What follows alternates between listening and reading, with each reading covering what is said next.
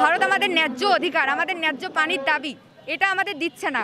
তারা গরমের সময়, গ্রীষ্মের সময় আমাদের পানিহীন রাখছে এবং বর্ষার সময় যখন আমাদের পানিতে আমরা নিজেরাই থাকতে পারছি না, তো তারা নিজেদের পানি ছেড়ে দিয়ে আমাদের ভাসিয়ে দিচ্ছে, যেটাতে আমাদের ফসল, আমাদের জমি জমা, আমাদের মানুষের ঘর বাড়ি বিপুলভাবে ক্ষতিগ্রস্ত হচ্ছে। আর আমরা চাই না তারা এরকম করুক। আন্তর্জাতিক আইন অনুসারে তারা এটা করতে পারে না, কিন্তু তারা আন্তর্জাতিক আইনকে ভঙ্গ করে তারা আমাদের ন্যায্য পানির অধিকার, আমাদের ন্যায্য দাবি এটা দিচ্ছে না। আর আমরা এই জন্যই এখানে দাঁড়িয়েছি, যেন তারা আমাদের ন্যায্য অধিকার, ন্যায্য দাবি দেয়। এবং আমরা সরকারকে উদ্দেশ্য করে বলবো, অন্তর্বর্তীকালীন সরকারকে উদ্দেশ্য করে বলবো, যেন তারা আমাদের তিস্তা মহাপরিকল্পনা বাস্তবায়ন করে। আমাদের দেশে যতটুকু অর্থ আছে সেই অর্থটা দিয়ে যেন আমাদের সাহায্য করে। আমাদের রংপুর প্রত্যেকটা সময় বৈষম্য শিকার হয়ে এসেছে। রংপুরে বৈষম্য বলার মতো নয়, আমরা শিক্ষা থেকে শুরু করে প্রত্যেকটা বিষয়ে বৈষম্য শিকার হয়েছি, কিন্তু তিস্তার দাবি আমরা তিস্তার মানুষের ছাড়বো না।